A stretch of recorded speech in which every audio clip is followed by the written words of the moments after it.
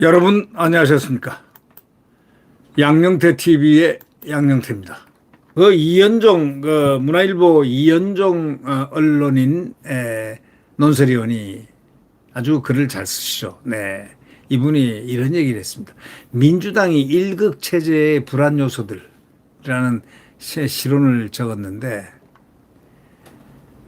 이게 야당 역사상 초유의 85% 압도적 지지받고 이재명 2기 체제가 출범했는데, 김대중 전 대통령 서거 15주 전인 18일 열린 전당대회에서 민주당의 정신적 지주이자 아버지인 DJ도 이루지 못한 위협을 달성했다는 겁니다. 그게 뭐냐? 85%의 압도적 지지를 받았다는 겁니다.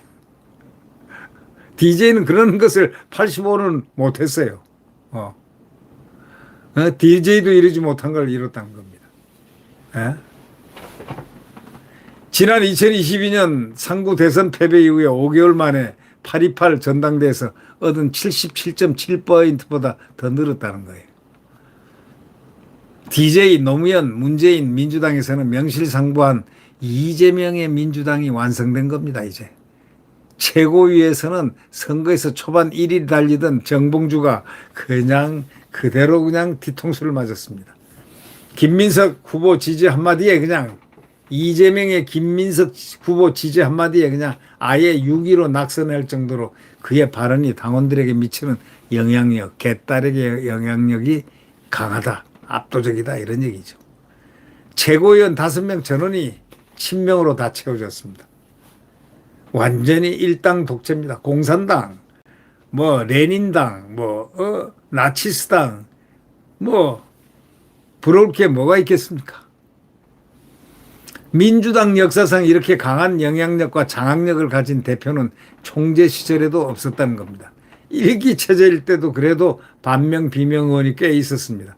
이 대표 체포동의안 가결이 된 것만 봐도 그렇지 않습니까? 그러나 법원의 영장 기각 이후에 반명 비명 세력 토벌 작전에 들어갔고 토벌에 성공했습니다. 총선 공천 단계에서 전해철, 박강원, 박용진, 윤영창 비명 행사를 딱 시키고 대부분 장애로 쫓아내 버렸습니다.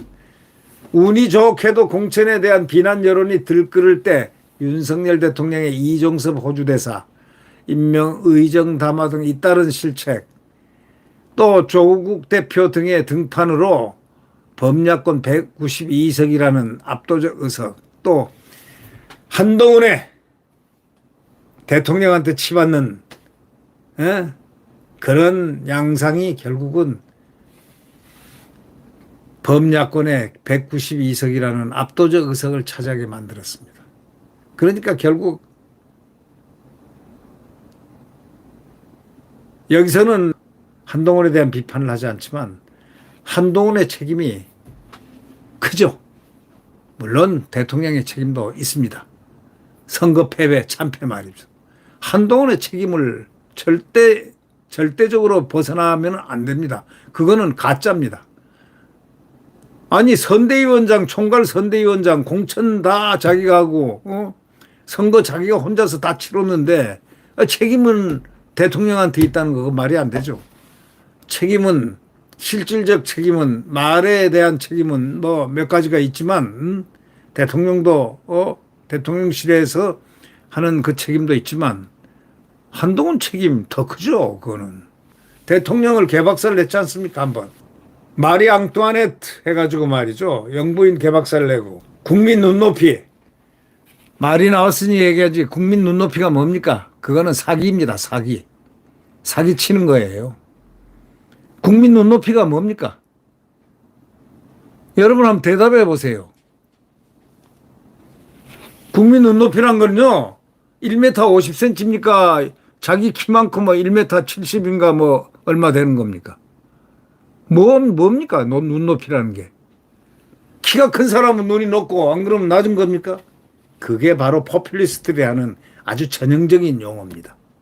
그걸 갖다가 끄떡하면 국민 눈높이. 그러니까 조갑재 씨가 국민 눈높이는 사기다 하고 어젠가 오늘인가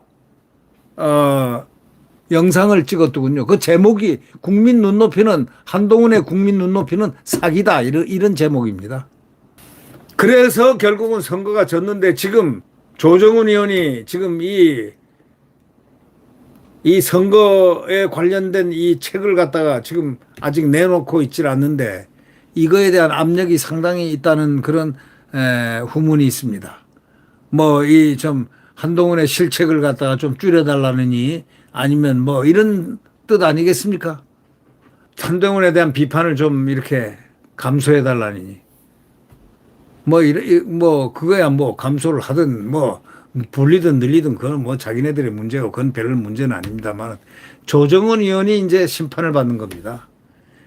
정의롭게 반듯하게 공정하게 썼느냐 아니면 공정하게 쓰지 못하고 굽혔느냐.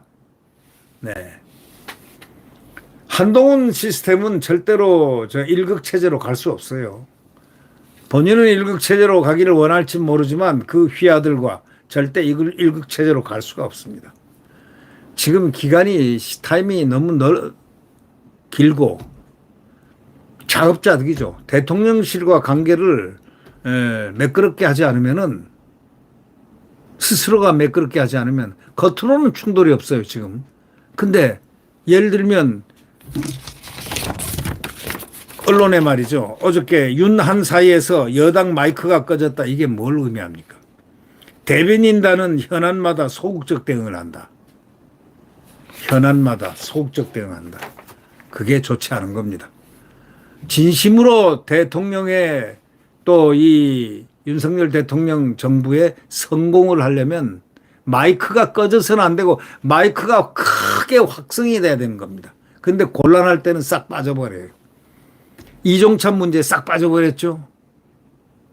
또 대통령과 대통령 부인에게 살인자라고 한 전현희 발언과 또 그걸 옹호했던 이 박찬대 발언과 그 다음에 그걸 옹호했던 이 이재명의 그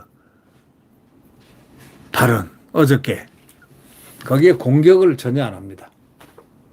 그리고 대응한다는 게 회담하겠습니다. 네, 회담합시다. 네, 회담에 눈이 번쩍 트였습니다. 거기가 정치적 활로로 생각을 하는 모양인데 정치적 활로는 자기가 자기 여당으로서의 소위 여당이란 거는 여자가 붙은 게 뭐예요? 정부하고 뗄래야 뗄 수 없는 관계입니다. 이 여당 자체가 자기 집안에 수신제가 치국평천하라는 아주 기본적인 이야기. 자기 집을 다스리지 않고서는 절대로 치국 나라를 다스릴 수 없으며 더더욱이 평천하는 불능이다. 이런 얘기입니다. 그런 얘기를 제가 해드리고 싶어요. 자, 이제 민주당 일기 체제일 때는 그래도 반명 비명이 꽤 있었는데 이제는 없죠. 이제는 다 없습니다.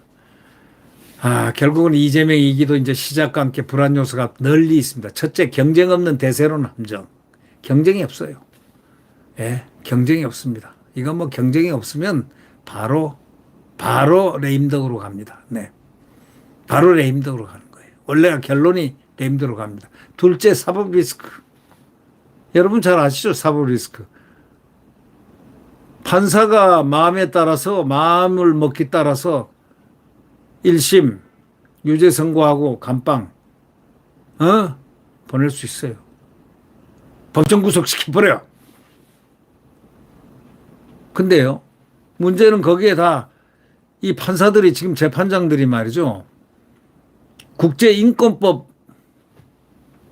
회원도 있다는 겁니다. 국제인권법.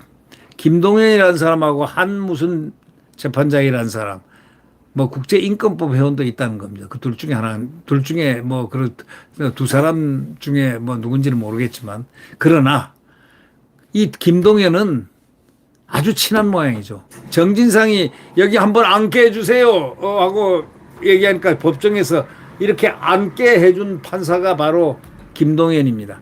몇 년을 지금 저 끌고 있습니까 지금. 근데 이번에는 조퇴까지 시켜줬잖아요. 나 그 오후에 못 나옵니다 하니까 그러면 5회 못 나오면 다른 걸로 대체한다는 식으로 얘기를 했습니다. 이런 판사도 있습니다. 그러나 재판하게 되면은 뻔할 뻔짜는 어떻게 뻔할 뻔짜를 거짓말하겠습니까? 위증교사라든가 선거법 위반은 막 그냥 딱 떼놓고 그냥 있잖아요. 녹취라든가 객관적 증거가 딱 나와버리면 법조계가 법조인들이 눈을 부라리고 있는데 그걸 어떻게 그대로 하겠습니까? 1심이. 검사들은 가만히 있습니까? 예, 이게 바로 사법 리스크. 어떻게 될지 모른다는 얘기입니다. 이게 어떻게 될 때 절대 모른다. 진행 중인 지금 4개 재판 중에 2개 재판, 선거법 위반하고 이 위증교사 1심 선고가 오는 10월에 내려질 전망입니다. 10월 아니면 11월. 선거법 재판에서는 100만 원 이상 되면은 배지가 뗍니다. 피선거권이 박탈됩니다. 당 박살나죠. 왜냐하면 대선 때 지원받은 423억 돈 국고를 반납해야 됩니다. 국고에 반납해야 돼. 예. 물론 대법원까지 시간은 있지만은 대선 전 확정 판결이 날 경우에 이 대표와 당은 날벼락을 맞습니다. 1심에서 유죄가 나온다면 거대한 댐에 생긴 작은 균열처럼 회의론 확산이 돼가지고 내부가 균열이 일어납니다. 확산의 촉매가 돼가지고 불이 확 붙습니다. 저거 1심 저거 안 돼. 저거 유죄 판결 저거 자칫하면 저건 안 돼. 우리 믿었다 큰일 나겠다. 자, 뭐 김경수로 가자. 뭐 누구로 가자. 정봉주로 가자. 뭐 누구로 가자. 합쳐가지고 깨부시자 하고 나올 가능성이 매우 높아요. 친문계가 복권된 김경수 전 경남지사를 중심으로 세력을 형성할 수 있는 계기가 마련돼 있다 이런 얘기입니다. 자, 총선에서 불의의 충격을 받았잖아요. 공격을 받은 10% 하위 10% 하위 20% 해가지고 막 때렸잖아요. 네. 정말 악마적인 공천이었습니다. 네.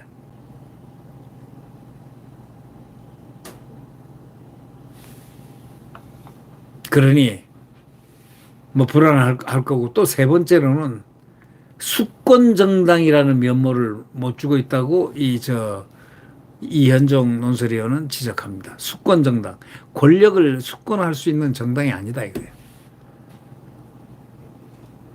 이재명 민주당에 나라를 맡겨도 될지를 심사하는 기관이나 지금 마찬가지인데 국민들이 저 나라 맡겨도 되겠느냐 오케이 하는 사람 있습니까? 개딸들 말고 있습니까? 윤 정권에 대한 뭐 좀 다소 실망, 민주당에 대한 기대로 이렇게 바뀌어졌으면 좋겠지만 그게 아닙니다. 민주당이나 국민의힘이나 마찬가지로 지금 보고 있는 거예요. 근데 국민의힘은 지금 대통령은 되살아나고 있습니다. 대통령은 지금 굉장히 강한 면모로 되살아나고 있는데 지금 국민의힘이 대통령실하고 상당히 충돌은 하지 않지만 아주 교묘하게 이 대변인단 이 이슈에 대해서 자기네들이 불리하다. 한동훈에게 자기네들이 아니고 한동훈에 불리하다 생각하면은 딱 이슈를 갖다가 조용합니다.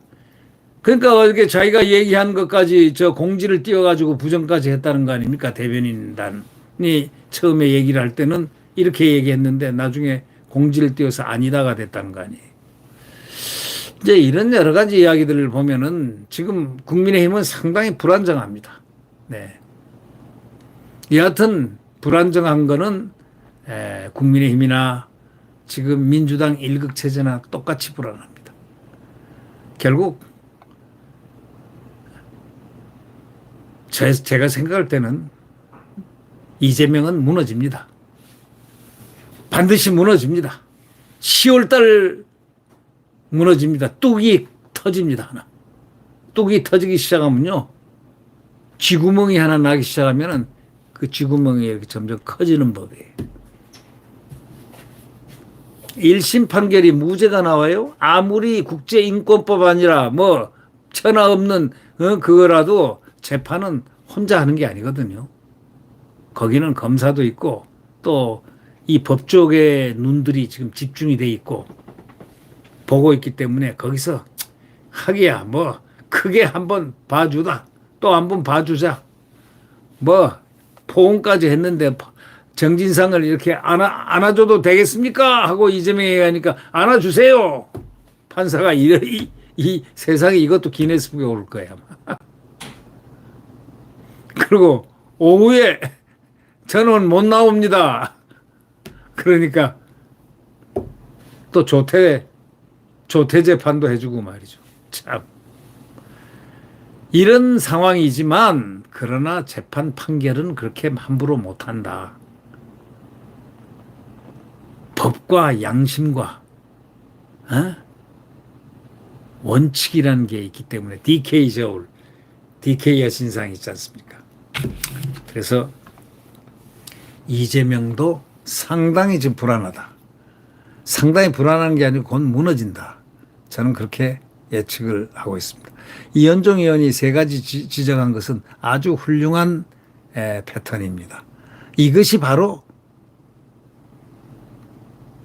민주당의 이재명에 대한 지적, 바로 일극체제의 불안 요소들 세 가지를 딱 지적했는데 여기에 탁 완벽하게 걸려들 것 같다는 생각이 제가 해봤습니다. 완벽하게 거기에 빠질 것 같다.